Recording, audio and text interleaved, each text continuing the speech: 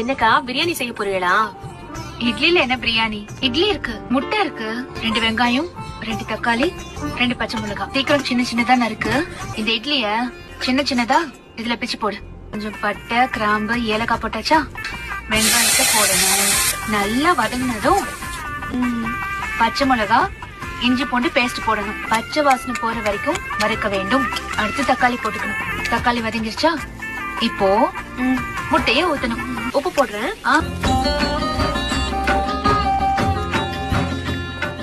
காம்பினேஷனே வித்தியாசமா இருக்குக்கா.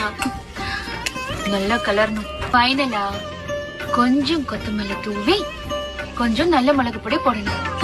Ready. Taste பாரு. சூப்பரா இருக்குக்கா. இது முட்டை இட்லி தானே? ஆமா. என்னக்கா பிரியாணி செய்ய போறீங்களா? இட்லில என்ன பிரியாணி? இட்லி இருக்கு, முட்டை இருக்கு, 2 வெங்காயம், 2 தக்காளி, 2 பச்சை மிளகாய். சீக்கிரம் சின்ன சின்ன